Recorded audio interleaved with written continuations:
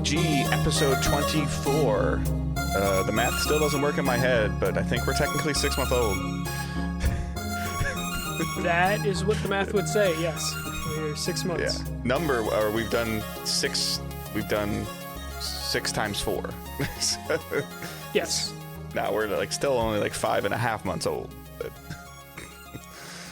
yeah, I mean, if you want to include the time preparing for this, then we can probably add another like couple weeks to that and hit more. And then like in my mind too, the thing I was like, well, wait, like 52 weeks in a year, 26 episodes is halfway. This is 24.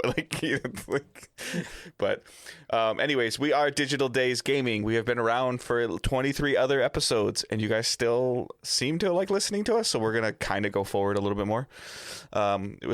We're a weekly podcast that covers all the spectrums of gaming, multi-platform, multifunctional, talking about as many things as we can to inform you guys as well. So we stream the show weekly on Twitch, twitch.tv/Digital Days Gaming, where you can watch and interact with us. Typically on Sundays or Monday nights, just depending on all the craziness that's going on with COVID and life and all that other stuff. But my name is Dave Hunt, and I'm joined by Michael Swick. How is it going? How are you surviving? I'm doing all right. I'm still working, so I'm not losing all my sanity yet. So like I said, if you guys can share the show in any way, that would be appreciated. You guys are already listening, so thank you so much for taking the time to listen. We hope that we are providing you with some form of entertainment to help you get through your day, whether that's if you're still commuting some way or some form, or now if your commute consists of your bedroom to your desk. I listen to podcasts when I shower now. That is the only time I get to listen to podcasts now. But if you could also just share your show share our show and yours if you have one, but share ours on social media feeds and would be greatly appreciated. Just Twitter, Facebook. If people are saying, hey, I'm bored, I need something to do, like you could just kind of just drop our link in there. That's great. I've seen a lot of that on Facebook. So the next time that you see that thing that says I spy something red in your photo feed, just put a picture of Digital Days Gaming on a red image, and we'd appreciate it. Because that's all I keep seeing on Facebook is copy and paste this because I'm bored. So, but any way that you guys can support us, youtube.com/Digital Days Gaming, where we are posting a lot of our live stream replays along with this show. Michael's been doing a really good job of that since he doesn't have anything else to do. And then you can follow us on the social medias at Digital Days Pod on Twitter. Just search on Facebook Digital Days Gaming, and you'll see the page and the group. If you could like the page and join the group, that'd be great. And then we also have Discord. If you need a Discord invite, just reach out to us through social media, and we will get you a Discord invite. So enough of the rigmarole. We're going to go right into our really bland news week. It's kind of bland. There's not much happening in gaming, though we do have like one or two. But just to quickly go through some light news. This is one I didn't know about until one of our listeners, Bad76, told me about this and pointed us to it. There's definitive editions of Mafia 2 and Mafia 3 on their way. Looks like the infamous Taiwanese Digital Game Rating Committee leaked ratings for a Mafia 2 Definitive Edition and a Mafia 3 Definitive Edition, which is a little interesting for Mafia 3 because it's already on the current consoles, and I believe the rating was for the current consoles for Mafia 3. So that seems kind of pointless, especially because there's already a deluxe edition that is often on sale on PSN and Xbox Live. So I don't really know exactly what that would be, and they're listed as separate titles, so it won't be like a Mafia bundle. But I know some people really enjoyed the Mafia games. Review-wise, I think they kind of like were above average, but nothing exceptional. I remember Mafia 3 got kind of panned for being boring, and then Mafia 2 was a little repetitive, or it just, if I'm not mistaken, it hit after one of the Grand Theft Auto 4, and it just kind of looked bare compared to that type of open world game. I feel like the Mafia series like lives in a vacuum, to where when it's out and you're playing it, you're like, hey, this is really fun, this is really cool, and then you ask them to tell you something about it 7 days later and they can't. Yes, it very much feels like that. Decent games. Like I still haven't finished Mafia 3. I started it when it was like a PS Plus game and never got around to getting more than a couple hours in. And then I remember, I believe Mafia 2 was the famous one where Nolan North voiced a lot of NPCs, and there's like a YouTube video where it's like 3 or 4 Nolan Norths talking to each other. So that's the only thing I remember from Mafia 2. The only thing I remember is that you got that sweatshirt that's like technically a small, but it's actually big on you. No. That's the farming simulator one, right? Yeah, the farming simulator one. I have like multiple weird sweaters from Focus Home Interactive from E3. But yeah, no, I do have a like large or extra large Mafia shirt that I often will wear in a stream because it's really comfortable. So yeah, I mean, remastering stuff at the end of a console generation doesn't really sound like it's anything so super surprising. Like you didn't put it in the news story, but like similar to today, like we've pretty much got confirmation that Saints Row the Third is getting remastered and coming out at the end of May. So like it just seems like this is the point where all these teams that we keep hearing about are probably working on next gen, and they're probably multiple years out. 18, 24, 36 months out from let alone announcement to release. And it's like, okay, like what can we do to help with the finances for the next 6 to 12 months? Like, oh, let's just make one of our older games look prettier.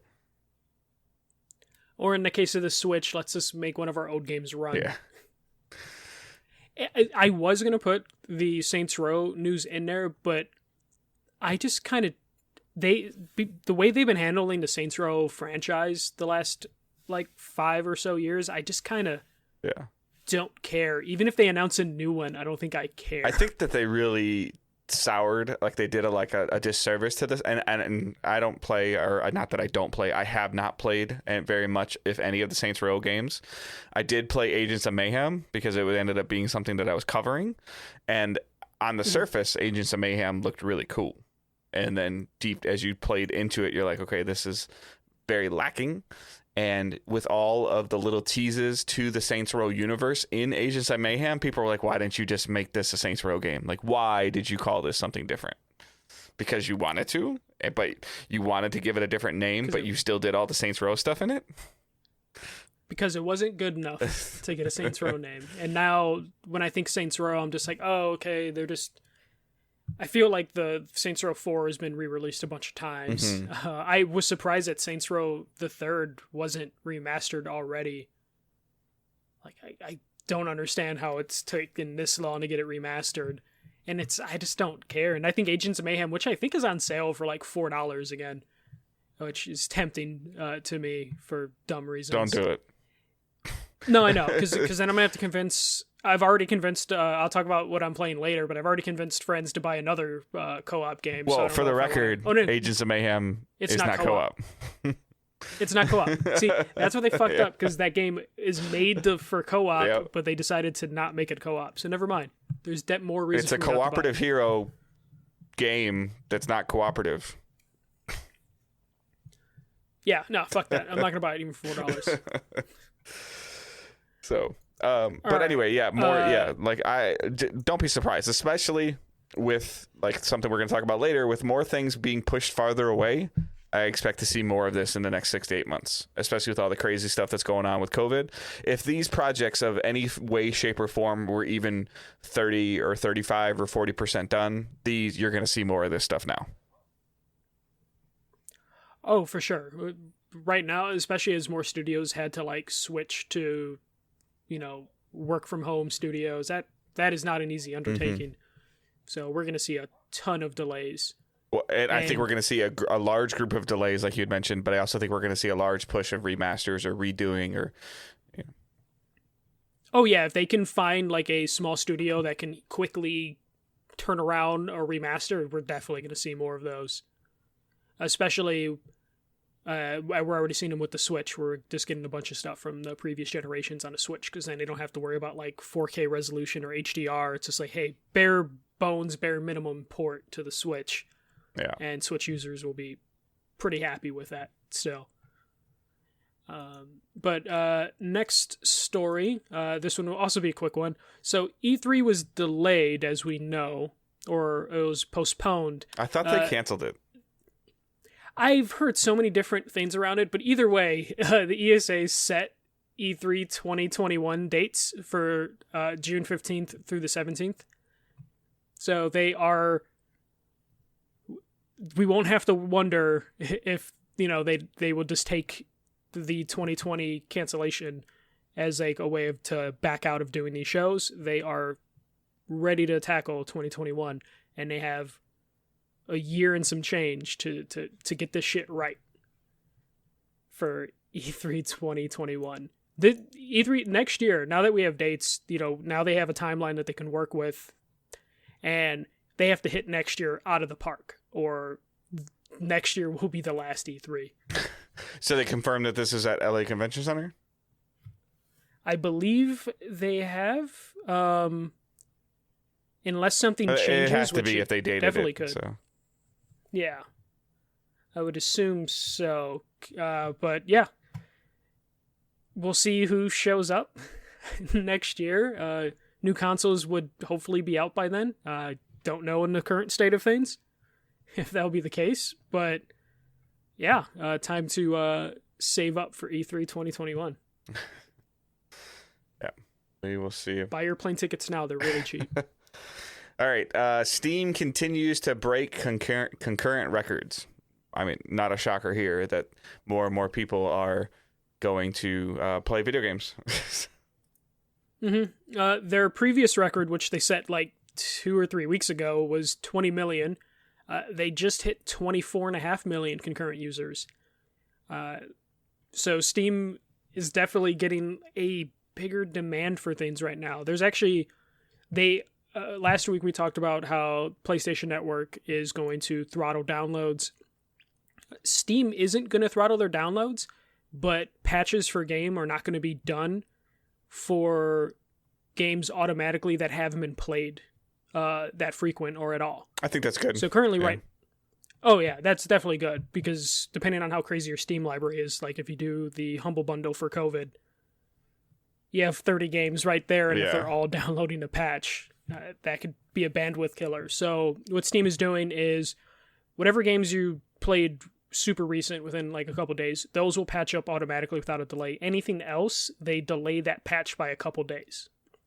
So they'll still hit, but it's just going to be, if you decide to play a game you haven't played in a couple months, it's not going to be up to date, potentially. Which is fine. Which is fine. Yeah. It's the way that, like, especially with as many people that I feel like that I know that PC game that are so reliant on SSDs in their PC, they're really only keeping 6 games downloaded at the most anyways. Yeah, I think currently I only keep 3 or 4 games that I care about on my SSD, and then the rest are on the external hard drive. And even then, I've gotten better at just not having games downloaded, because there's no point once I'm done with the game. I just clean my PS4 of like all the sports games. And the PC wise is so much faster to download a game than it is in a console. It is. I'm just like, wow. I know, and then when Sony announced that they were throttling PSN downloads, I was like, oh god, this is going to be bad. But now I'm using rest mode, when previously I wasn't really using rest mode. Now you're like planning your downloads versus like, I want to play this game, I'll download it, it'll be ready to go after I get done making the sandwich. No. Yep, that's one thing I hope Sony does, or other companies would do, is just release patches in the middle of the night for people that have their systems in rest mode or have their PC. Yeah, man, I don't know. sleep. Like, I hope that they can figure that out with next gen, both companies, because like, and again, playing Destiny as much as I do, Destiny gets a patch or a hotfix probably every 14 to 21 days on the regular, and Destiny's reset for me is at noon during the day. Their daily reset and their weekly reset is on Tuesday, and there always is like a patch to download. And if I'm not home, like we all know that I played this game, so I play this game enough that it should just download itself. Like, and it doesn't always seem to do it. Like, it's just so annoying. Like, And that could be for anything, by the way. Like I've seen MLB get a patch, but like it's really weird. Like MLB will get a patch, and then like I'll be playing another game, and it'll just say installed, or it's ready to play, and I'm like, okay, I didn't even tell it to do that. Like, but then I have to like force it to grab Destiny's patch. It's so dumb. It's really dumb, especially when sometimes I'll forget, and I'll have a bunch of games in the queue to download, then I'll forget. If you play an online game, it will dramatically slow them down. Yeah. Or outright stop them. If I'm not mistaken, Overwatch just straight up drops them. Okay. Or pauses them, and other games I've seen just put them to a crawl. So I hate when that happens. This is why I hate when I want to play a game and there's like a patch in the afternoon or evening. Yeah. It's just like, could they have set the servers to just patch it? Like COD, like Modern Warfare seems like to love to patch itself at like 10 a.m. or 9 a.m. our time. And they're huge patches. They're always huge, and then like that's definitely killed my day a couple times. Yeah. Where I'm just like, I'm gonna play Call of Duty, and it's like, no, you're not. Yeah, but my go-to game is Overwatch, so it's like, okay, if I play Overwatch, I'm not downloading a Call of Duty patch because I can't do both at the same time. So I potentially expect this number to continue to climb as more people are realizing and more things are happening of the month of April pretty much being gone. Not gone, but like not being a outdoor social thing. I think that you're going to see a little bit more people turn to figuring things out, whether they're buying consoles or seeing if they're upgrading their PC, even just small things of just getting their PC back out and making sure it runs, and they're just trying to do something to help them pass the time. I think you'll continue to see this climb, which again, like we talked about last week, I don't see why companies aren't taking advantage of this with really, really good sales on old games. I just don't get it. So PSN is doing like a decent sale right now. Like they just started it. I think they're advertising like 600 games by the end of the month. And the sales haven't really blown me away, but there are some decent stuff on sale. I know Switch is doing their usual sale stuff that they always do. But yeah, I haven't seen anything crazy.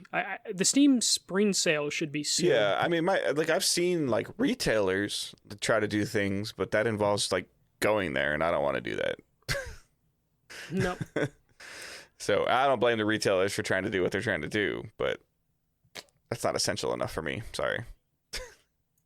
No, not at all. I'd rather pay the extra to get a digital copy at this point. Right. And then something that we talked about that I think I said I didn't think so, and you said that you thought it would be, but Sony delays The Last of Us Part 2 and Iron Man VR indefinitely. Yeah, this isn't surprising, or at least I don't think it is. But the official statement that PlayStation dropped on Twitter, I was really expecting to see a blog post, and I didn't find one. But the PlayStation statement is, SIE has made the difficult decision to delay the launch of The Last of Us Part 2 and Marvel's Iron Man VR until further notice. Logistically, the global crisis is preventing us from providing the launch experience our players deserve. So, Naughty Dog also went a little further with their message of just how they wanted to have the best experience for everyone, and meaning delaying the game until such a time where we can solve the logistics issue was necessary. How much do you think the possibility of spoilers played into this? Like related to like how Final Fantasy VII is dealing with the issue. And some people have the game and some people not don't. As much with that one because that one's a remake. So like, yes, no, but like the same scenario of like some people have physical copies and some people don't. Right, or people don't know when. Or people don't buy digital and they don't want to accidentally come across a stream or YouTube. I don't really know how you accidentally do that, but and have it, the experience ruined for them because they don't have access to it. Because like even like Amazon, like as myself as an Amazon Prime member, if I want to order a pair of jeans, like I'm not getting them till like April 25th now. it's weird how Amazon's been prioritizing certain stuff over another. I have an Amazon story I'll talk about later that I was surprised worked out. But I'm saying, like, if somebody, like, let's say somebody orders their stuff from Best Buy or from Amazon, and I mean, I think that, like, from a logistical standpoint, the manufacturing discs is what this is talking about. I think so. It's the manufacturing of discs and also the certification process is probably kind of hard to do right now. And the day one patch. And also every state in the US is different in terms of what is shut down. Every country is different in what is shut down. So to try and do a global launch is really difficult right now, which is why Square, like last week or 2 weeks ago, were like, hey, we're sending copies out. If you get them, you get them. Download the game if you want to guarantee to get it. And don't be a dick and spoil things. Right. So I think it is purely a logistics thing. I think the spoiler thing is just kind of like a benefit, like a bonus. What about the public reception and the optics, like we briefly talked about last week, about a quote-unquote virus? I think that is also like a bonus of it, in terms of they didn't want to deal with like the Waypoint or Polygon articles being like, Sony shouldn't have released this right now. And that probably wasn't bullet point number one. I think bullet point number one is production of logistics. Discs. Yeah, like logistics, well, production and selling, profit loss. Production and selling of discs. Mm-hmm. I mean, I feel like if your top 5 retailers, 3 of them are potentially closed, that's substantially harmful to your profits. Exactly. And you might not be able to release in some countries, some states, and that is also very detrimental to your profits. Although a midnight launch of like a car lineup at Best Buy might be kind of cool. Maybe. Or at a GameStop, but they like pretty much had their business license revoked in every state. Oh, I know some GameStops that are still open. You can go there, knock on the door like 3 times, they'll let you in. GameStop is at speakeasy level right now of business. I don't. This is gonna obviously. I think this works out for kind of everybody. Sony is trying to like protect their profits as much as possible. The Last of Us 2, there was reports of like how bad the crunch is, and there was like the story about how chaotic the development has been, especially towards the end or the finish line that was coming up. And in the middle of all that crunch they were doing, they had to convert to a work from home studio like every other game studios had to do. In a part of the country that is a top 10 hot zone too, by the way. Mm-hmm. I wonder how hot The Last of Us 2 was going to hit print to disc. Would it have been the best game it could be under these circumstances? Now with a indefinite delay, which it scares me that it's an indefinite. Mm-hmm. Well, I think that the reason why they're saying indefinitely is because nobody really knows when this is going to end. Like, yeah, everything could be fine in June, and then it's just like, hey, June 2nd, The Last of Us is available. Right. This at least gives them a little bit more time. I'm sure they already have a release date in their head of like, if everything goes perfect, we'll release it then. We're just not going to fucking announce it in case we have to delay it a 4th or 5th time. I'm sure now there is a new release date that Sony has internally, and the developers will work to polish the game even further. And hopefully we will get a better product for it. It just means we're going to have to wait a little bit. But they also have to worry about, like, what is Ghost of Tsushima is August? Yeah. Or July? Yeah. August. They have to worry about that. Do they move that? Do they do like what Disney did, where all their Marvel movies just took the release date of the Marvel movie behind it? So like Black Widow took the external spot, the externals took whatever studio or Captain Marvel spot or something like that. Do they just, take The Last of Us, put that in Ghost of Tsushima's date, and then move Ghost of Tsushima to like September or something.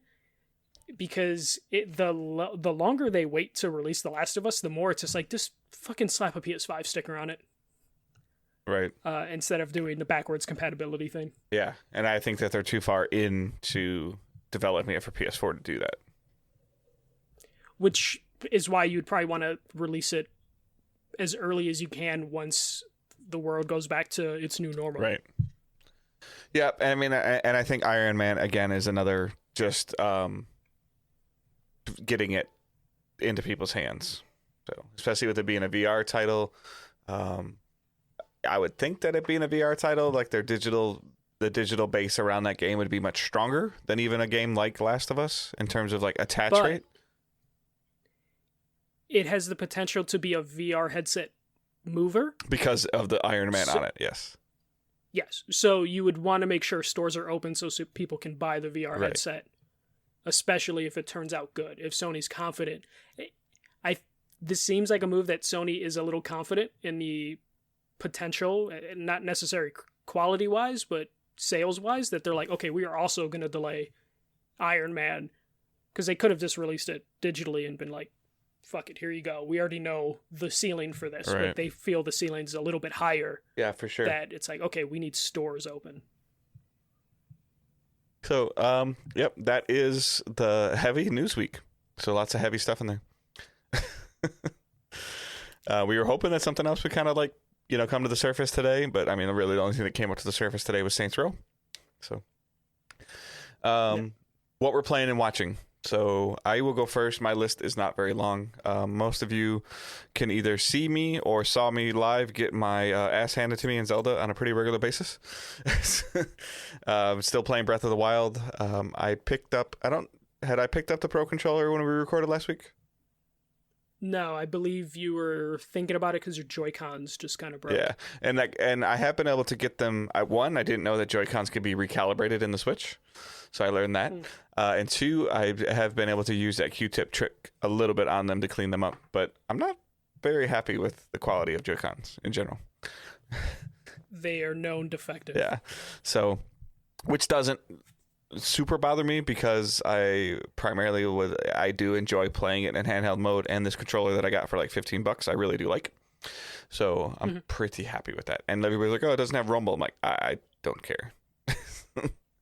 But that, yeah, primarily it was Zelda. I'm working my way through the first Divine Beast, and I'm having a little bit of a struggle with the first boss. The biggest thing I'm having a problem with is that I always felt like the other Zelda games kind of had an uphill climb to where, like, as they were somewhat open world like, but they were linear based enough to where you could kind of go wherever you wanted, but you would also run into this like stopgap where if you didn't have this new ability or this new weapon, like you couldn't like get across. Like whenever Zelda games would give you like the hook shot, that would be like how you would cross over to the next area to go to the next dungeon.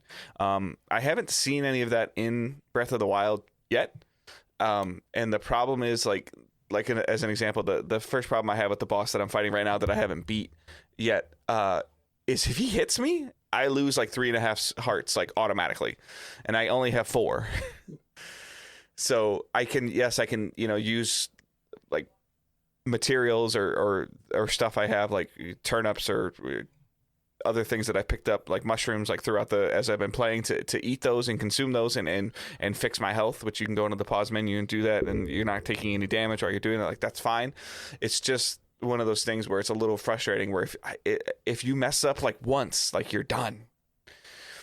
And I've definitely been out of a Zelda puzzle mindset because I actually had to look something up, and after I got annoyed with a little bit and I was like, really? Like I just didn't think about it that way. the tablet that Link has that gives you like the abilities, it's a really cool concept, but it's also a new concept, at least to me, with Zelda games. So it's not always like on the top of my mind of before, where you would use an item, you'd use the bow and arrow that you got to shoot something across the like at an unreachable plane, and that would unlock a door, or you would use the hook shot, or you'd use the boomerang to hit like 3 or 4 things at once to open a door. This is like the ability that the tablet has. One of the abilities that you get really early on is like a magnet, and you can use the magnet to pull things out and around, or you have the ability to briefly stop time, or you have this ability to take water and turn it into ice just for a short amount of time. And it's the way that those are introduced to you, like, is really cool, and you always have them, and they don't use like magic or anything like that, which I like. But it's not like on the item wheel or the item screen. It's like in a sub menu, and I sometimes forget about it because it's not readily there. You have to you have to hold down L and then use the analog stick to pick the one, and then you can activate it by just tapping L. So it's fine, but it's just establishing a new routine for it. And before, when I was playing Zelda games, they would be like the primary thing that I was playing, and now this is kind of woven into my play, and it's just it's not always in the front of my mind right away to remember that I have that. A couple of people on the stream have helped me. They're like, "Hey, think about your ice," and I'm like, "Oh yeah, my ice ability." So they've been really cool about that. And then there's this supposed to be this really cool cooking mechanic to where you can mix a bunch of other ingredients that you've gathered, and they can make stronger potions that you can use. I just haven't figured it out yet. But I am enjoying it. The only reason, that's really all I played, and the only reason that happened was, like I told Michael a little earlier. So I am back at work. But I'm pretty much working, 4 or 5 days a week, 7 a.m. to like 4 p.m. So, which is great. I've got a good, consistent schedule. I'm working. I feel like I'm in a better scenario than the majority of people that I've interacted with. So I'm happy that I'm working. But it's also a little bit of a mental drain on me, is going constantly out and worrying about that. Although I'm only exposed to like 4 or 5 people at work, it's still out and about.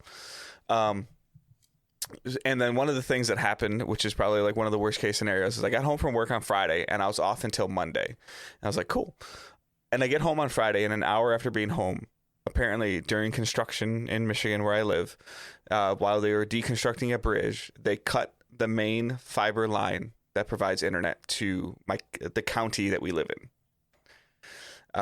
And so from about 4:15 on Friday afternoon, we had no internet until it was back on by the time we woke up Saturday morning. So I guess in terms of a major line being cut, in terms of how fast they were able to figure that out with everything that's going on in the world right now, like, kudos to them. Like, very, nice job.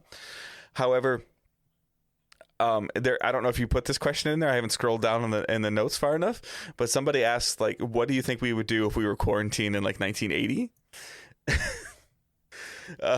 Yeah.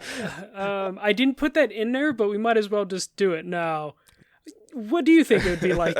I don't know, because 1980s? also I know it was bad enough as it was, because I was like, oh, we'll watch a movie. And I'm like, oh, wait, my Amazon Fire Stick just won't work. You have Blu-rays, I hope, still. I do.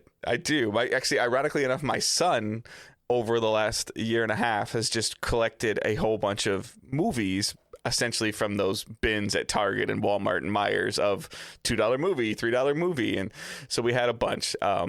So I don't know what this would be like if it was in the late 80s or pre-internet time, if we had a pandemic. I think you would see, again, you'd see more video game playing, you'd see more board game playing. I think you would maybe see a little bit more outside activity within like your yard. But I have no idea, because like I think cocaine and cassette tapes.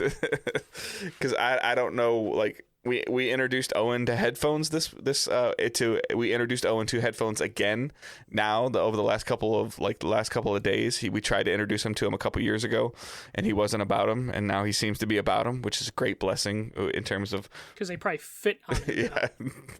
I'm sure that helps a little bit, but that saved us a little bit, because when he's on a phone or a tablet and he, for whatever reason, gets clingy, like, he's the one that's not handling quarantine very well. Like, he's like, I want to go to the park. We're like, you can't, but it's closed. He's like, what do you mean it's closed? It's right there. It's open. Why? Outside's closed. Why? People get sick. Are they gonna die? I go, not if they stay inside. So he hasn't been handling it well. But anyway, needless to say, what started down the process of it was we were just literally, so we grabbed my PS4 out of my office and took it upstairs, and because we have like Roku's and Fire Sticks like all throughout the house upstairs, but none of those were working. So we grabbed my PlayStation, put it upstairs, and plugged it in, and I was like, oh, maybe I can just, because my primary PS4 is technically my son's PS4 and I'm his primary, because we do that two PS4 thing. I had no access to any of my games. Oh yeah, I didn't even think of that. No access to any. I'm like, all right, well, we'll watch a movie. And what that proceeded to do was, the movie we ended up watching was Fast and Furious 7. We like the Fast and Furious movies. They're entertaining. They're fun. They're fine to watch. And that proceeded to start the process of, after we watched that one, my wife's like, why don't we watch the first one? And then we watched the first one, and then so now we're in the process of watching these movies in release order. Not release order, in timeline order, where like Tokyo Drift takes place between 6 and 7, I think, or 5 and 6. I can't remember which one exactly. Something like that. Yeah. So we're kind of watching through, and then apparently on YouTube or even in the DVD extras, there's these little like 6 or 8 minute like short films that actually kind of bridge the gaps between the movies, like how Toretto ends up in, down in the Dominican Republic, and of why he's going, who he's going after with all this stuff. So, but yeah, we're in the kind of, I think we're through 3 or 4 of them. I don't remember exactly where we're at, but that pretty much ended up being our entire Saturday. Not our entire Saturday, but we were watching a lot of that stuff. My daughter really likes those movies too, and it just annoys her because she's like, oh, that's the other movie's delayed till like 2022 now. I don't even know how far it's been delayed. So that is essentially what we've been playing, what I've been playing, and what we've been watching. So, because that's what it turned into over the weekend. So. All right, for myself, not as many games as last time. I bought Lumines on a Switch because it was $7. That's my favorite like Vita PSP game, so picked that up for the Switch. It's just a basic match 'em puzzle game. Though my Switch has been primarily an Animal Crossing New Horizons machine. Me and Sarah are playing that every day, multiple times a day, several hours a session. It is kind of consuming my life, and thinking about it, it's probably going to be my game of the year because no other games are going to come out. So by default, 2020 game of the year before Easter. Done. Yep, done, because there's nothing else coming out.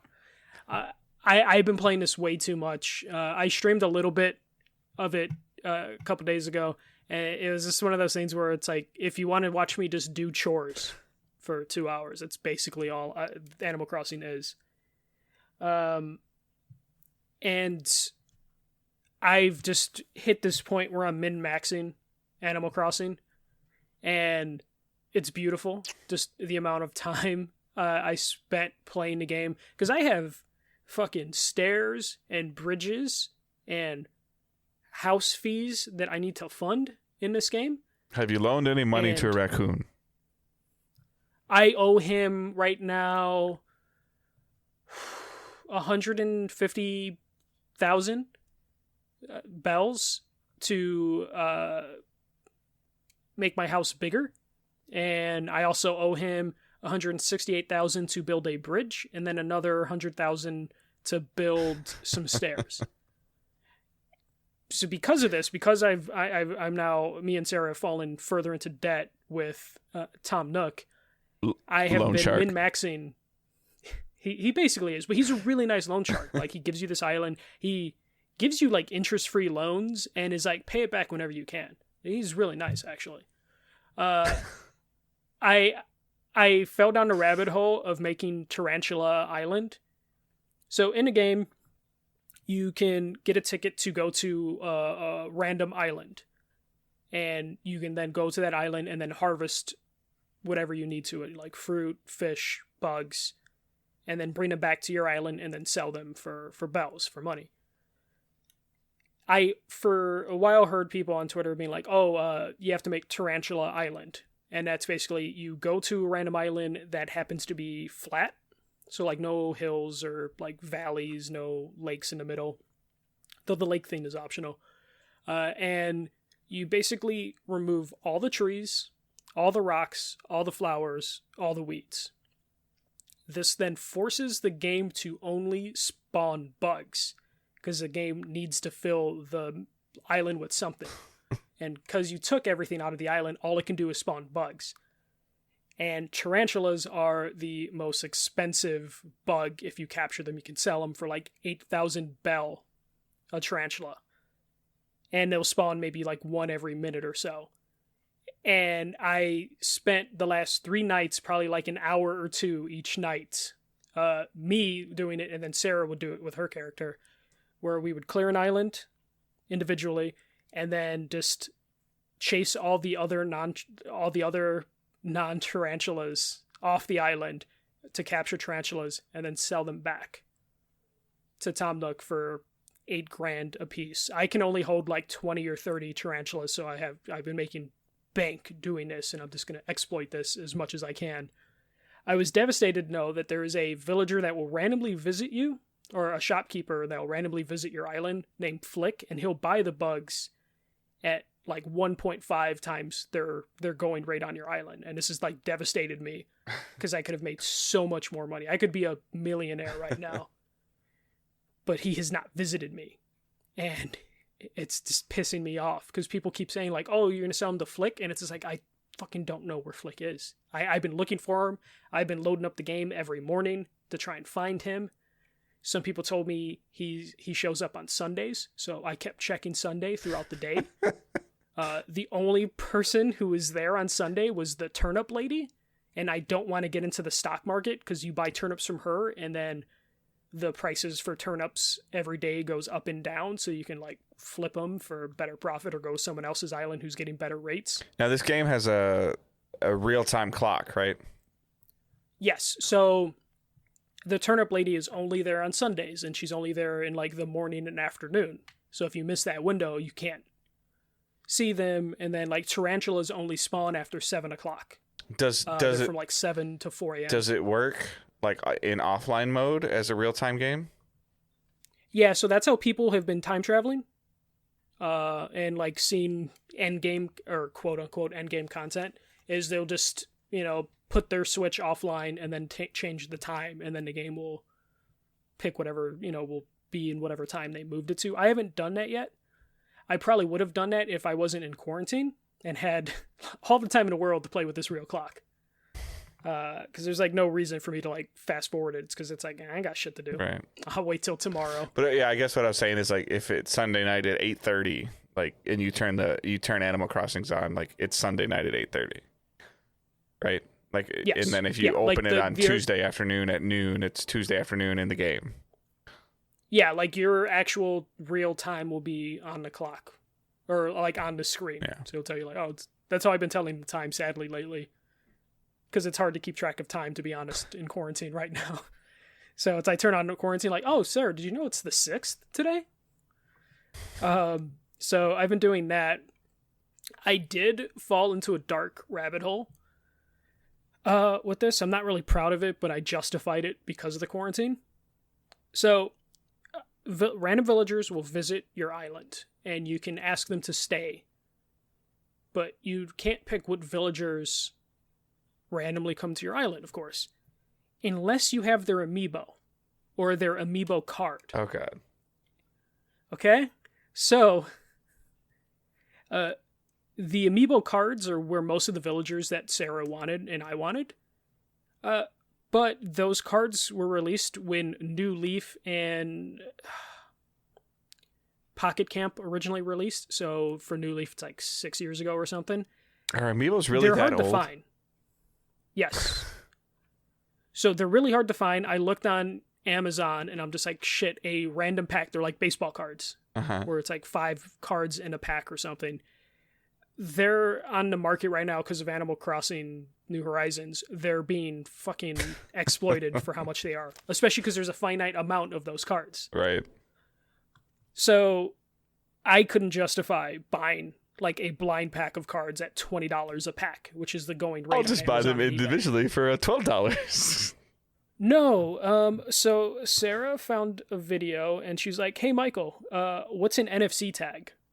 And I'm like, "Oh, it's just like they're just like it's like your credit card. You know how you can just tap your card, or like your phone will pay stuff with NFC." She's like, "Oh, is that what's in our inside amiibos?" And I'm like, "Yes." She's like, "Oh, look at this video. Can you do this?" And oh God, did she send you into a store? No. So people have ripped all the amiibo cards and put them online for you to download the data. And you can then put those on blank NFC cards that you can buy off Amazon. So I wouldn't necessarily say or endorse doing this, but we're in a fucking crisis right now. I cannot go to a store. When you want to buy a blind pack from Amazon, there will be a notice on Amazon being like, "This is not a priority item." Well, I mean, it sucks. Sometime in May. It sucks too that Nintendo kind of puts some cool stuff behind a paywall like that, and not only is it behind a paywall, it's behind a multiple-year-old paywall. Exactly, which means it was already finite because of that. It's almost like the conversation we have about digital games and physical games working and not being available. Almost, but a little bit more nefarious in terms of like Nintendo put this feature in their game, supported it, but then re-released the cards. And I don't believe there's any intention for them to re-release the cards, let alone them able to re-release the cards in this current pandemic. So I bought a 10-pack of NFC tags. If you're watching on the stream, he's like shamelessly holding these things up. It's a little dog tag about the size of a quarter. So I fucking ripped amiibos onto this using like some people's data bank. And I'm only using them for like, it sucks because the amiibo technology, basically it's encrypted to where I can't rewrite this tag. Usually tags are rewritable. Not Nintendo tags. But not Nintendo tags. So like, so how much, this card will, so how much, all right, so you showed the little dog tag thing. How many did you get? 10 for $8. Okay. And then the amiibo data is pirated for free? Yes. Which I'm ashamed of, but at the same time, I felt like I had no choice. But I mean, even at the same time, if cards were reasonably priced, if there's a certain card that you want, this is like Nintendo's version of a loot box, though. There's not only is like, it looks like the cards are blind, that even if you wanted to order them, you don't know how long it would be till you got them. And then even if you decided to get up the guts to go to a retailer that sold them, they probably don't have a 6-year-old card. No, not at all. And I work in retail. I know they don't. And it's still a random of you get a pack of 10 or whatever, and you probably get 5 or 6 of them that are the same ones you got in your previous pack of 10. Yeah, and there's like 200 cards. Yeah. So it's just like, it financially, it just wouldn't make sense, and tracking the cards down right now would be either super expensive or impossible. So I went down that rabbit hole. Holy shit, like people, like there's this database online, just like people that pirate video games. Like there's just people freaking like put the amiibo data online. It's just like, I looked at it and I'm just like, oh my God, this is crazy. But then I saw how many Animal Crossing amiibo cards there were, and I'm just like, this is fucking insanity. Nintendo was making crazy money off these probably. But yeah, I had to go down that rabbit hole.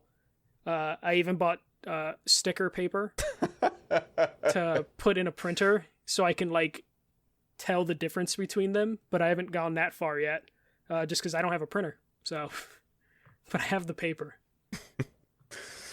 Oh my gosh. But yeah, so I fell down the fucking like rabbit hole with amiibos, or just Animal Crossing, just to like make the Animal Crossing experience the best. I figure if people are time traveling to cheat at the game, I could get away with just like, and all it does is like I tap it to the Switch and then that character pops up, and then I fucking need to still talk to that character to get them to stay on my island, and even that isn't a guarantee. What kind of characters though? Sarah wanted primarily cat characters. Okay. And then my little sister. I love it how he's blaming Sarah. Oh no, like But, I love projects like but this. although he is stuck in a box with her for the next couple of months. Well, the thing is like I like projects like this. I was fascinated by like, okay, so people put this on the online, and then I need to get a specific app. This took up like, an hour and a half of Michael's morning, and now it's done. The crazy thing is, I ordered it off Amazon on a Friday. That shit was here the next day. Like, this apparently wasn't This was it was in their warehouse, and they essential. wanted it out. It was taking up space where wipes could be. Yeah.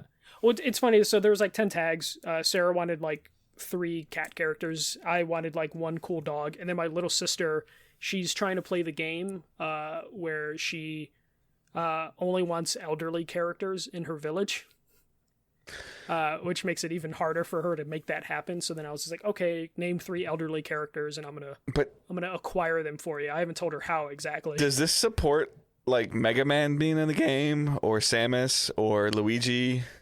Because those are all amiibos, right? Yeah, so I don't think it supports them in terms of they'll drop in. There might be some costumes you can get from dropping in those amiibos, but those characters won't pop up in the game. It might be like other games where I think Splatoon 2 did that with costumes, and Smash Brothers does that with some stuff. So it's each amiibo interacts differently, or like each game handles that differently. Animal Crossing's thing was, hey, these villagers, you can invite them if you have the amiibo card that we sold 6 years ago. So I'm impressed that they have some form of technology that lasted 6 years for them. They saw the NFC technology and were like, fuck it, this is good. Yeah. Let's roll with it. But yeah, no, it's actually really easy to do. I won't tell anyone how to do it. You can figure out how to do that. It's super easy. It's a YouTube video away. But it was a fun project to do, and I was just looking at it just like, this is crazy. But I got nothing else to do. Okay. And then the last game I played is Strange Brigade. This is a 4-person co-op multiplayer game. It's kind of like a Left 4 Dead Light. I played something else too. I forgot. Okay. Go ahead. Keep going. Yeah. And this is just a shooter, but it's under the dressing of like an old, like early Hollywood adventure game. So in terms of, you have like a movie narrator, and it's like really cheesy sounding with like the really dramatic music from the early filmmaking, and it's surprisingly fun. Like, I picked it up when it first came out. I ended up like getting a code for it that helps another writer I knew do co-op for it. And I haven't had anyone to play with since then, but it was on PSN for $10. So I convinced my IRL friends, like, hey, we haven't been really playing a lot of games together. Guys, pick this up. It's $10. It'll be worth it at $10. Picked it up, ended up enjoying it thoroughly. Like, we're about halfway through together. The shooting is a little like hollow and loose feeling, but there's a lot of things you can do, like the basic stuff like sensitivity tweaking, and you can unlock the frame rate and other things you can do in the settings, which I was like kind of impressed that they had like unlock frame rate and features like that, which is probably might be pro only, thinking about it. Mm-hmm. So once we configured it properly, we ended up having a really good time with it. Like, the shooting is it's your general, like, here's waves of enemies coming at you as you go through this map, and each section of the map might have 1 or 2 puzzles in it that are better than I expected from a shooter, and a couple of the puzzles are really fun to do with other players in terms of it's like jungle themed. You're like going through ruins and like pyramids, and there's like deciphering hieroglyphics and figuring out puzzles. So there's times where they really emphasize the co-op to where a door will have like 3 symbols on it, and you need to shoot each symbol in a sequence, but the key or the legend to know the code will be on like the other side of the map. So then you would have one of your co-op buddies go to the other side of the map and then just read off the symbols for you so you can open the door. A lot of like maps like or puzzles like that, and it was kind of entertaining. I just wasn't expecting like the puzzles to actually be intriguing for a 4-player multiplayer game. Mm-hmm. So enjoying that. If it's still $10 by the time you guys listen to this, I would actually recommend it at $10. I know there's a season pass that's like $30. I think there's enough game in the regular game, but it's one of those things where halfway through it, me and my friends might end up picking up the season pass. Nice. Because we're having so much fun with it. Yeah, I mean, I think anytime you're having fun with a group of buddies, like there's really not like a quote unquote price you can put on that. Like, hey, well, it's $30, but I mean, if you get more than 30 hours of time with your buddies out of it, it's $1 an hour, you know? Yeah, and there's a ton of collectibles. And one of the people I'm playing with, he's a trophy whore. So he was already looking at the trophies, and he's just like, okay, so tomorrow we'll play and we'll grind out these trophies to where it's like, okay, so I'm going to, for $10, or I, you know, or for at least for him and the other guys, they paid $10 for it, and they're going to get potentially like dozens of hours out of it to try and get all the trophies, which weren't too bad. Did you have one more game that you play? I played the Resident Evil demo. Okay, tell me about this. I've been hearing it's not as good as the previous Resident Evil demo. Well, I played the 4v1. I didn't play the demo. I played the... Oh, okay. Yeah. Resistance? Yeah, I think that's right. Resident Evil Resistance. Predator's better. Oh, okay. So you have a couple of things in there. Like each character obviously has like a unique ability that they can do, which it's kind of not explained really well. But I played with my buddy Johnny. It was finally working. I don't even know, like Tuesday or Wednesday. I streamed it. So that it's on our past broadcast, and maybe we'll get it up to YouTube. But I know that I was having some issues with the frame rate and stuff, or with my bit rate with my internet, so I don't remember how good a quality it is. But it just seems like the mastermind, the guy that's like controlling the rooms, the Jigsaw, is very overpowered. We played against one. It wasn't working on PS4 and Steam over the weekend when it was supposed to, and then it ended up working later on in the week, and we got in there. Matchmaking times were a little long, and then they finally like shortened up.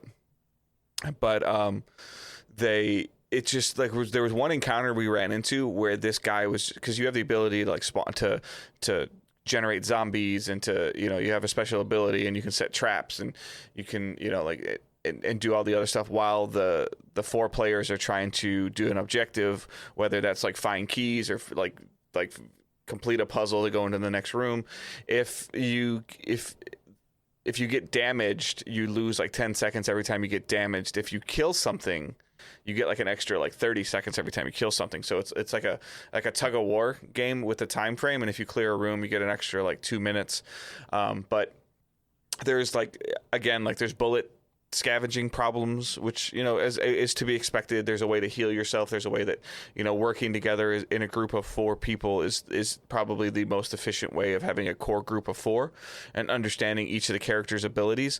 But there was one scenario we ran into a guy where like we had a hard time getting past like the second sometimes we get into the 3rd room. We never like completed all however many rooms there are. Which didn't bother me, because it's always kind of like a challenge to like push forward, and the timer kind of like ticks against you, and it kind of builds a little bit of that stress, which is fine. Like those are all things that kind of have a little bit of stressful fun to them. But there was one thing where this guy just threw stuff at us, like one after another, after another, after another, after another, after another, after another. We didn't even get past the first door, not the first room. We didn't get past the first door. Jesus, you suck. Yeah. So it was just like where it was like, okay, you got to have some kind of cooldown here, or like a limitation to how much you can put out there. And then like the hit detection, like the shooting felt fine, but the hit detection of using your fist or using a bat, like it just felt off. Like it almost like the game needs some kind of targeting mechanism to it. But that there was a part of me that was like all the positive press around Resident Evil 2's remake, and then I was looking at Resident Evil 3 a little bit, and I was like, well, maybe the legs of this game will come from this multiplayer. No, not for me. Like playing that solidified that I'm like, I don't want to buy this.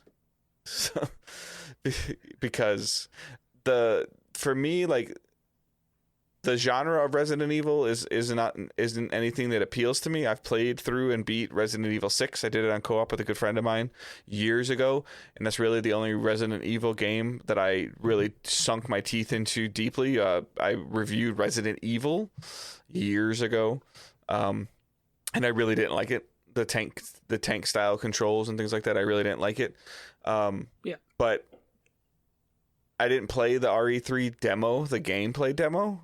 But this multiplayer, like, for me personally, multiplayer is where the legs of the game come from. Like, the stories don't always draw me in. They can, but they're not always the thing that is like right on the top of my mind as much as I like just playing games and having fun with my friends and talking to them and going through and just hanging out and playing a video game. And was not fun for me. Yeah. Like, even Predator Predator had its problems, but I mean, if I look back on it, I still had some fun, and I don't really feel like getting my head smashed into a door, not 10 times, but 100 times. Yeah. When they first announced that, I thought it sounded cool, but I figured it would be one of those modes where it would have the potential to be broken. I just want somebody to do it right, and maybe it is Rainbow Six. You know, with their when that eventually ever comes with out. the quarantine game, maybe it'll be them, because we know that they have the gameplay mechanic of shooting down. Mm-hmm. So, I mean, hopefully it'll be Rainbow Six. So. Yeah. So the only other thing that I did this weekend was WrestleMania. Was a 2-part show this year. Did an NFL player win a title? Yes, Gronkowski won the 24/7 title. What is the 24/7 title? It's a title for all the jobbers. By the way, for you audio listeners, I literally think I just made Michael's eyes roll in the back of his head twice. So, Rob Gronkowski was the host of WrestleMania. The 24/7 title is a title that can be won or defended and won anywhere at any time. So, as long as you have a referee near you, you could win it in, like, an airport or something. It's kind of a comedy title. Like, it's just used for jokes. Like, they have funny ideas. They'll do it with the hardcore or the 24/7 title. So he won the 24/7 championship. So Gronkowski, I thought he was annoying before. Oh, he's up there. Yeah. Yeah, he's really up there, and him trying to be himself in front of no crowd is cringe. Because he feeds off reaction. Yeah, for sure. Yeah, and there's no one there. Yeah. So it was just this dude bro. But do you think that this Gronkowski doing this was planned before they knew they were going to do it in a studio? Yeah, it was. They announced that he was hosting WrestleMania probably a couple weeks before this all went down. And also, he's popped up before in WWE in the crowd and has actually interacted with wrestlers during previous WrestleMania. So he's built like a wrestler. Yeah, but he just can't move like a wrestler, and he's annoying as shit. But yeah, so WrestleMania was like 2 nights in front of no crowd. It was pre-taped for the first time. It's always been live, but they didn't know how long they were going to be able to do shows, so they just can't put it in the can like a couple weeks ago. I previously talked about how some of these crowdless shows haven't been that great. This one was really good. Just because they got to edit it. They got to probably reshoot a bunch of stuff if they had to. And in some instances, the matches were really good, and commentary was good along with it. Other matches, like the Randy Orton Edge match, had barely any commentary, so it was just a lot of heavy breathing and slap sounds. I loved your tweet on Saturday or Sunday where you're like, my neighbors are thinking of watching porn. I swear to God, like, there was a couple matches to where the commentary barely talked, and all you hear is grunting and slapping and all sorts of sounds, and it's just like, fuck, I'm gonna turn my soundbar off. It was real bad for some instances, but overall it was fun. Michael's neighbor gets him some chaps. Yeah. overall, it was a good show. Charlotte and Rhea Ripley probably had the best like actual match of the weekend, and then they did something called a boneyard match where they did a very cinematic segment where Undertaker and AJ Styles fought, and it was shot like a movie in a graveyard, though they called it a boneyard because graveyard probably doesn't have the best optics right now. So they shot it in a boneyard that had tombstones and graves, like stuff. So it was actually really cool because it's something WWE rarely does, is something like that. They actually took advantage of the fact that, like, okay, we can't put on a show in front of an audience. What's something unique we can do that'll grab people's attention? It was actually pretty good. It came across as like a low budget, sometimes cheesy action movie, like a final boss fight in an action movie, but it was really cool. And then Sunday night they did John Cena versus Bray Wyatt in a Firefly Funhouse match, which is hard to explain to Dave, who doesn't watch wrestling. So Bray Wyatt is a Mr. Rogers-like character who's also a demon, and he hosts a kid show, and John Cena fought him in this kid show, and they went on this weird acid trip for like 15 minutes where they went through John Cena's history as a wrestler and fought throughout his history until it finally ended. And it was super weird, super bizarre.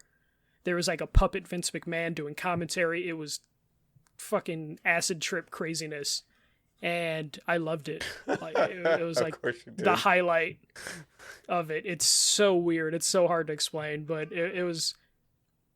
I'm glad they did stuff like that because they needed to do something with their new location or their circumstance of no audience.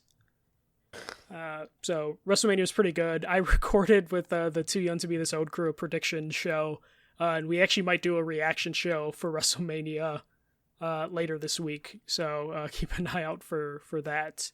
And then other than that, I've just been watching Nailed It season 4, which is the baking show where they put people in impossible time challenges and people that also have no real baking experience.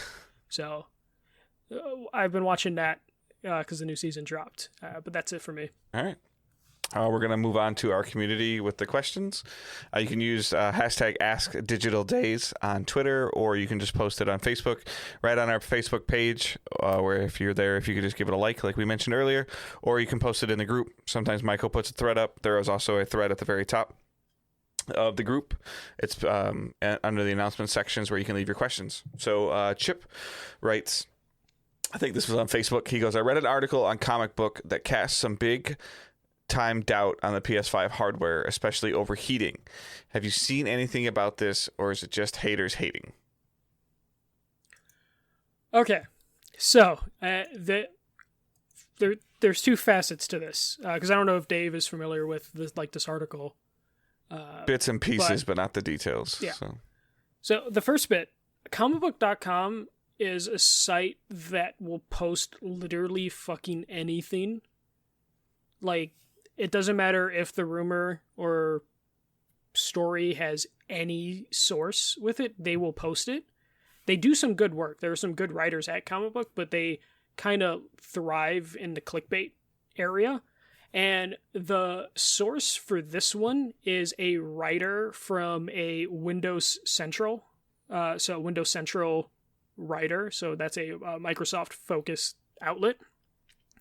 And why he does have some connections to the industry, I dug into his account a little bit just because he started to attack Jason Schreier from Kotaku, and you don't fuck with that guy because he immediately just pulled up all of this writer's from Windows Central's previous tweets that showed that this guy's a fanboy.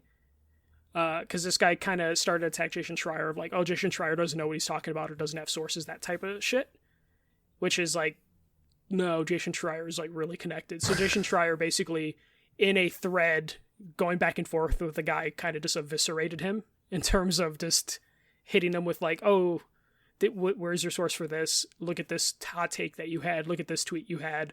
And just kind of just started to like throw the guy's tweets back in his face to be like, hey, you might be a fanboy, because people often accuse Jason Schreier of being like a PlayStation fanboy. So he bumped heads with the guy that this comic book article's tweet is based around. So PlayStation 5 could be in trouble. Maybe there could be some issues with the PlayStation 5 in terms of it being like a little underpowered compared to the Xbox Series X. But I've been hearing from like more reputable sources, like news outlets, saying that like developers are excited with the technology that the PlayStation has. So I would probably say we just all need to wait and see what's going to happen, because it's going to just come down to the library at the end of the day. Dave, any feelings? I know I just dropped a bunch of I think that they've learned their lessons enough from the red lights, red rings of death and red lights of death, that if there's any chance that there's any overheating in these consoles, like, it will be fixed. So I'm not concerned about that. We're at the point where we're in the argument again of like, oh, my system is circular and yours is square, so mine's going to run better. Like, I've said this 100 times, like, show me the software and we'll be fine. Mm-hmm. Yeah, I don't know. We're going to see, and even if PlayStation's underpowered, which for all intents and purposes, it's slightly underpowered compared to the Xbox, it's going to end up coming down to software in terms of, like, will the exclusives hit in terms of that. And I honestly don't think Sony and Microsoft care about who's 1 and 2. They just care about selling consoles. And if they happen to be the best-selling console, that's a win for them. But I've heard this, like, oh, my system has more teraflops and my system is stronger than your system from Microsoft this whole generation. But they don't put something out that looks like God of War, and they don't put something out that looks like and plays like Spider-Man or Horizon or, any of those things. Like, yes, they have their core franchises, but none of those franchises are doing anything innovative or moving forward in terms of the development. I mean, essentially, God of War was like one clip.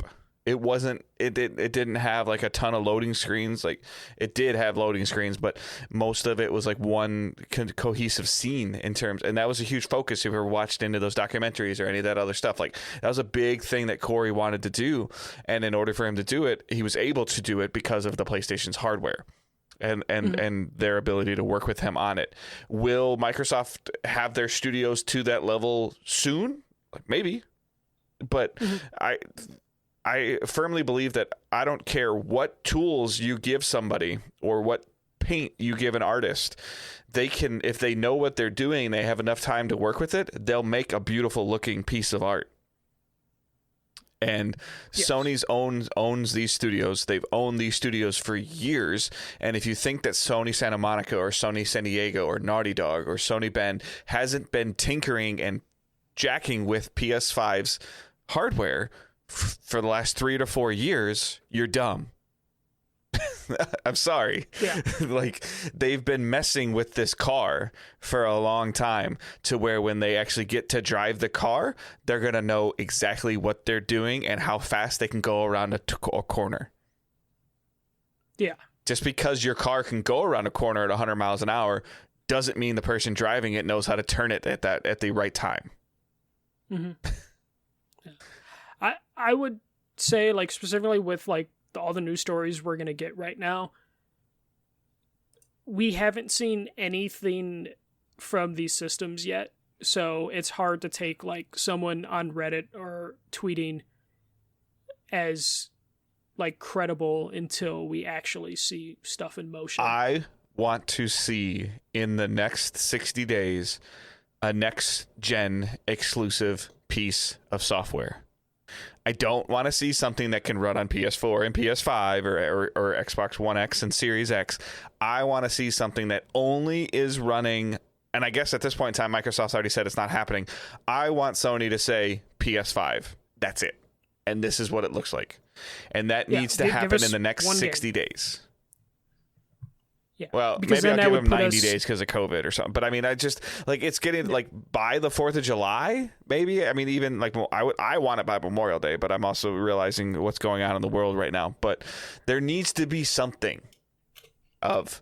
Yeah, I would feel like the end of May, early June is the earliest / latest I want to see something from Sony. Other than that, I'm tired of talking about how many fans that your system's going to need to not sound like a jet engine. Like, I have really good headphones on right now. If my wife is sitting next to me, I could not hear her talk to me, which is part of the reason why I wear my headphones.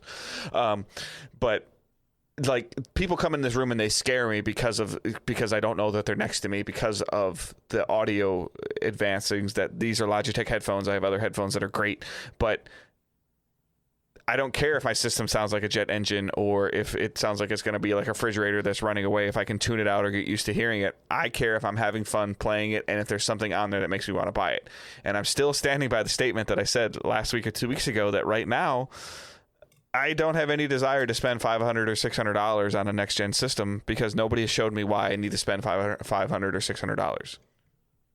Yeah, it's going to come down to which companies, because right now I would probably say I'm on the fence of which system I would buy day one if they released at the same time.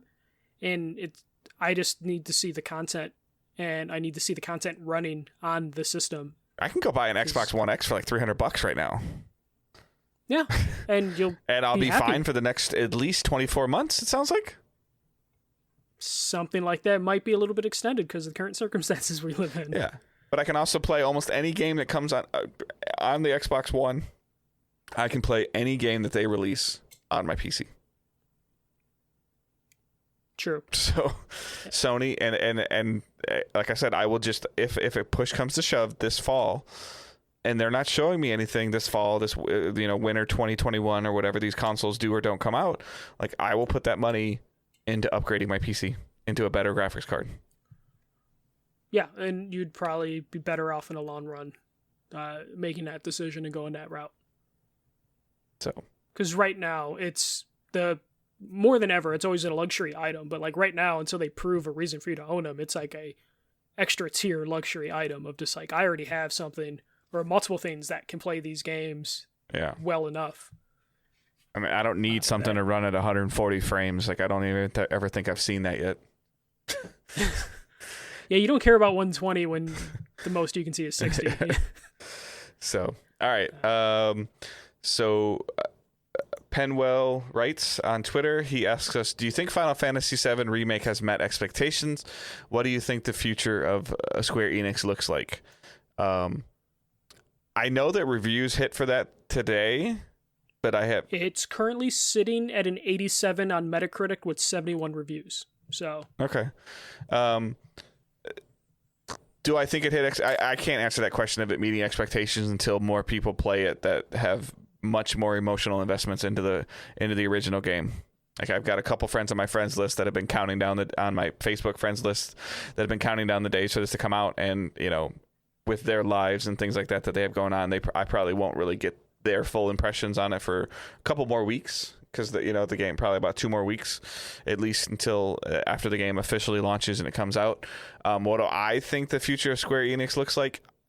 A lot of that I think is Final Fantasy VII. I think a lot of that's going to depend on how Avengers does.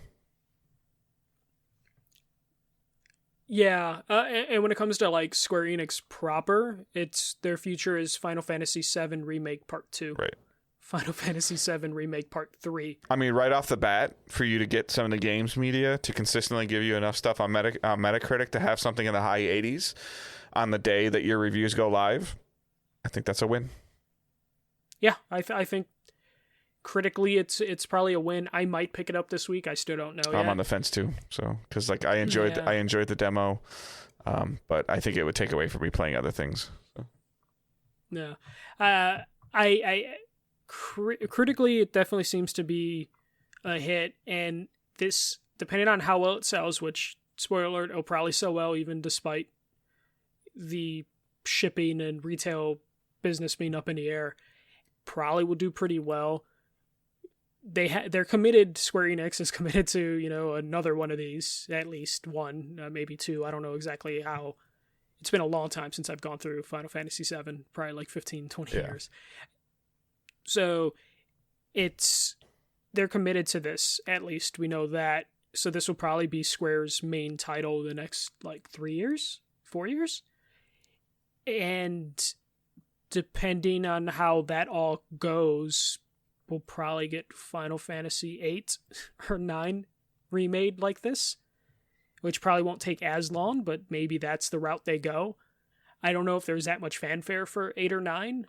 They probably will just go straight to 10, potentially, especially by the time we're talking 4 years down the road. We'll be on new consoles. We'll be away from like whatever baseline remakes they already made or like ports they've made for these games. And then Square, it's like the next Kingdom Hearts game. And then Avengers with their Western studios. It'll probably be a lot of Marvel stuff. Right. The Marvel stuff is going to keep coming. It's like they have, Avengers, and then there's still that rumor that they're making a Guardians of the Galaxy game, which we probably won't hear until the next Guardians movie in 2022 comes out. So, yeah, that's going to be a lot of Final Fantasy and Marvel stuff for the foreseeable future. Yep. I'm looking forward to playing it when I eventually do play it, though. Both Final Fantasy and Avengers. Yeah, for sure. Though Avengers, it's more of curiosity than, like, desire. Expecting to enjoy it. All right, Darren on Facebook writes, have you rediscovered anything in these strange times? I've started to build the kids a den in garden that I was supposed to build for my 22-year-old when he was little. He's now having a baby, so his daughter will be able to use it. And my other 4 boys, I've always been so busy with my business, but this is the first time I've had any downtime for a long time. Playing football with the kids in the garden, and they love it.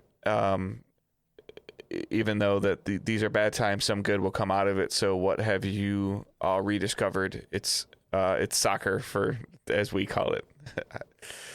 So I don't know. I don't know what a den in a garden is. Maybe it's some kind of play structure. Maybe. Yeah, like a clubhouse is how I thought about it.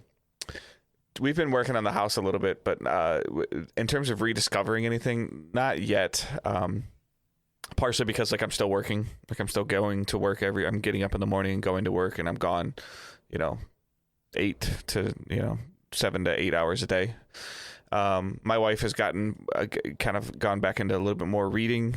She does love to read, and she's been able to do that a little bit more. But a quarantined 4-year-old, not the best scenario. In terms of he was also very social. Even when he would go to the babysitter, he had a friend at the babysitter's, so that they haven't seen each other. He would see his grandparents a lot. And he hasn't seen them, so he's not handling all that stuff really well. So he does acquire a lot of our attention. But even in previously watching and stuff like that, like I mentioned last week, my wife and I are halfway through season 3 of Boy Meets World again. We've kind of just gone back and that show's kind of just on while we're putzing on our phone or talking or eating dinner or something like that.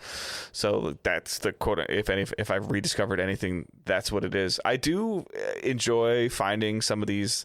I haven't had a chance to really dig in and watch them, but a lot of this stuff that ESPN's putting out, like a lot of the classic games, and they're just trying to put up some form of content, and it is, relatively entertaining for me. I'm really looking forward to the Bulls documentary that they just pushed forward to April 19th now. It's supposed to come out in the middle of June, and now it's going to come out in 2 weeks. So that'll be really cool in terms of just looking. It's kind of a cool time to look back. It's lasting a lot longer than I would have ever have wanted it to last, but with sports being on a little bit of a hiatus, similar to how they are a little bit after Christmas, going into New Year's, where ESPN used to do their year in review and the top 10 greatest games of 2019 or whatever. Those are some of the things that I would love to watch, that I would really enjoy watching. And even my local sports radio station's been broadcasting some of the previous, some of the classic Tiger games, when they went to the World Series. And even though what's going to happen when you're listening to the broadcast, when you get into your car and you're catching it at the right time, and you're literally, what's coming, and it still kind of sends chills up and down you, because it's just, you remembering or hearing it happen again. It almost feels like it's live, even though it's not. My son the other day ran an errand for us, and he was coming home and they were there was a pitcher on the Tigers that literally threw a perfect game, but the umpire blew a call at first base, like really bad, blew the call. And he was in the car and he was listening, and I'm like, why are you going through that anguish again? Like, you know exactly what's going to happen. He's like, it's still kind of cool. Like, so like, that's the part for me, I guess. I haven't really rediscovered anything. I've just confirmed and solidified the fact that I hate my job and most of my coworkers. This is great. Like, not like the horrible stuff, but like just being home all the time, just like, I feel like I was this close to where like I needed to take a break from work. So I think this is going to keep me from burning out a little bit, like hold out me burning out completely at work. Mm-hmm. And I've just kind of been, making the best of the current situation. It's just kind of solidified the fact that like I'm, an introvert and pretty content just being in my apartment with Sarah and the 2 cats and just entertaining ourselves. Yeah, for sure. And I've just been watching like old wrestling and going down YouTube rabbit holes, and there's a couple controllers that are kind of broken, like for my Switch and my PlayStation, that I'm just gonna probably take apart tomorrow to sit at the kitchen table with my tools and then either cobble together a Frankenstein or fix them, keep them intact. That's something you should stream. That'd be interesting. Oh god, no, yeah, because it'll just be opening up a DualShock and being like, "Fuck, don't want to do this anymore," and then I just stop. I mean, I spent Saturday just framing photos, and I'm probably going to rearrange my office like picture setup because I have a bunch of stuff that I need to hang up. So I'm in an apartment though, so like I wish there was more home improvement projects for me to do. Like my previous apartment was pretty old and beat up, and the landlord gave us basically like free range of like, if it's broken, fix it and I'll reimburse you off the rent. The apartment I'm currently in now is relatively new, like recently remodeled, so there's no projects for me to do. So I'm just looking at electronics that need to be fixed, and I've just been messing around with that stuff and then going through old video games. So I've been making I feel like I'm still not using this time fully though. Like in terms of my extra time, in terms of utilizing everything. I mean, I'm streaming when I can and then uploading that to YouTube. Dave's failing at Zelda. That's on YouTube now. So I've been, doing that, trying to better, Digital Days gaming when I can, in whatever way I can. So just doing that, and even then, I know I'm like, I could probably, put a little bit more effort into things and see what happens. But at the same time, when it comes to like Digital Days gaming, in terms of like, oh, I'm going to email this PR person. I have no idea if they're working right now. Like I have no idea some of the situations people are in, so I'm just trying not to overdo it that much. We got an email for a game where they're like, if you want to cover this game in any way, shape, or form, we'd be down for it. Like, we understand. I was like, they just want any kind of coverage. So which like I might just start going crazy with indie games. Yeah. Again, and just like, hey, I need something to do. If it's on PS4 is like really the only thing I can stream from. Except on the weekends when the computer's not in use, I can then hook up my Switch. Because I rehooked up my Switch to my computer and hoping to play some other PC games. So yeah, I'm hoping after this I can better myself in terms of like time management, and then hopefully grow Digital Days gaming through my extra free time. Yeah. Like I'm dreading my work's return date. Just because it's like I don't want to go back for multiple reasons, in terms of like it might not be safe by the time they say come back to work.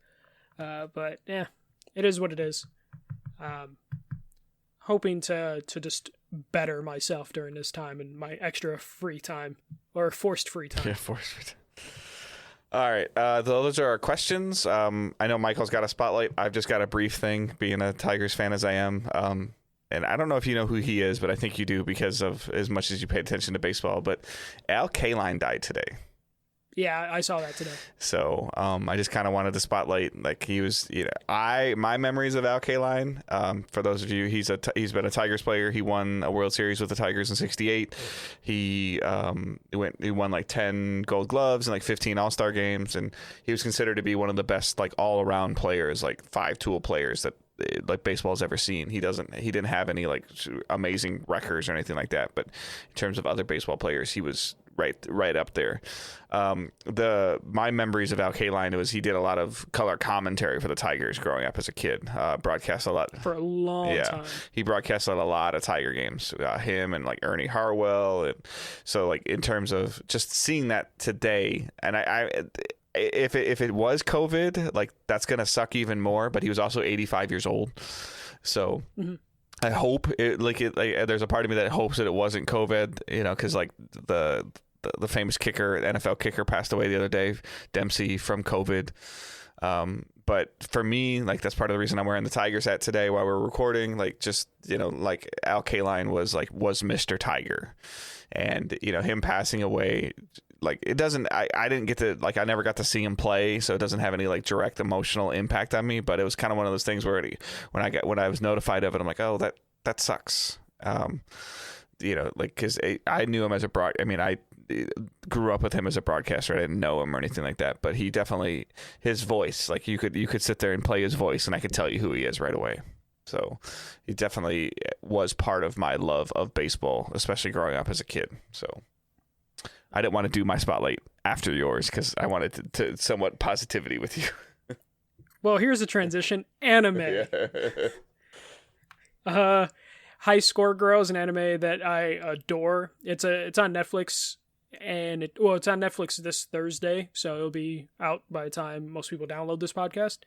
It is an anime about growing up in Japan during the arcade scene. So it uses a lot of footage from Street Fighter, Virtual Fighter, Tekken. I believe Tekken.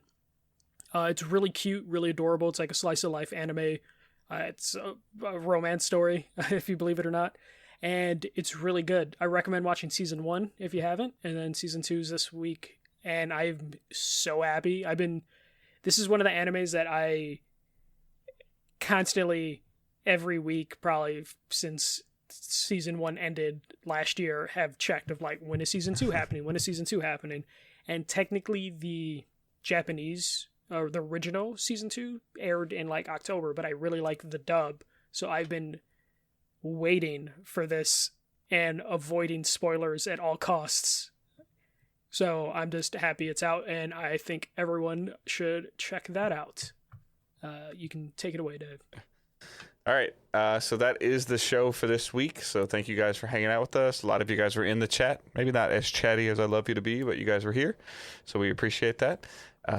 And you can follow us on all the social networks that we mentioned before. Twitter at Digital Days Pod. Facebook, just search Digital Days Gaming. You can like the page, join the group. Discord, there is a Discord link in the show notes. Whether on digitaldaysgaming.com or on your podcast service of choice. And again, just share the show. We know a lot of you guys are at home, so maybe you're not listening as much as you used to, or maybe you're caught up. Thank you. Welcome to current time. But just sharing the show is always appreciated, whether it's through a tweet or through a Facebook post, or just telling somebody, in conversation about what you're doing, maybe show it on Zoom or something. I don't know. Join the Discord for the conversations, join the Facebook group for the conversations. And then if you feel so inclined, you can go to patreon.com/digitaldaysgaming, where we have multiple tiers of support. The $1 tier essentially pays for a month of us publishing the podcast to you. The $3 tier gets you access to our Discord channel. There's a private channel within our Discord server that you can hang out in. And then the $5 tier gets you 24-hour early access to the podcast. So if you want the podcast a little earlier, you can get it on Wednesdays instead of Thursdays.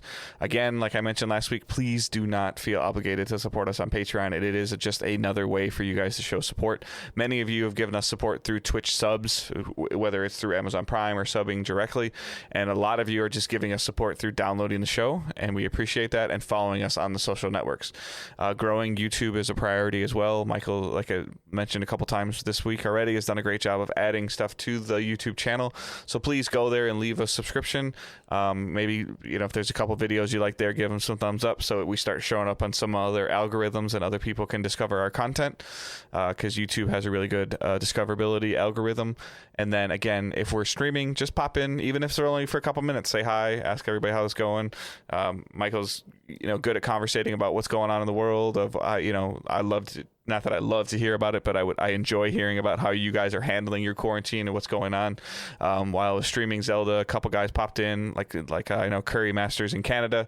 He was kind of explaining how Canada's handling the quarantine, which is interesting because he's really only like 4 hours away from me. So how closely we are compared to how different things are handled, and then Husan is down. I always mess up where he's at, but he's kind of more in like Central America. So he's kind of talking about, or no, he's probably not even in Central America. I can't remember. He might be Middle East. They're close, sort of, but no. I know. I'm just kidding. Trying to save myself, but no, just talking to you guys and interacting with you and hearing about how you guys are doing things and what you're doing with your kids or doing with your significant others, or just in general of how you guys are handling the quarantine. That makes us, when we stream, conversating with you makes it worth streaming. Sure, you can stream and put it on in the background and just have it as background music, but just let us know you're there. Like, hey, just checking you out, just putting you on while I work, so that we know, that there's, we're providing a service for somebody. So, that's always important to everybody, just for us to be there to provide you guys content. That's why it's very important to Michael and I that no matter what's going on in the world, what's going on in our everyday lives, we try not to miss our weekly content for you guys. Because before, my commute was much dramatically shorter than it is now. I relied on content. I would always get excited when the shows that I listened to would update their, or if it would update their show, and if it wasn't like on the time frame that it was supposed to be on, I would kind of look into their social media to figure out what was going on. So if we, it's important to us to be there for you guys, because based on what you were telling us, it's important for us to be there for you, and we appreciate you. All right, you got anything else, Michael? No. Just gonna continue to be on Twitch, so definitely pop in the chat, give us a follow, and I'll be streaming whenever I can in the morning and afternoon, and hopefully Dave will have time at night. Yeah. All right, guys. I hope everyone has a great week. Keep moving forward. We'll talk to you later. See ya.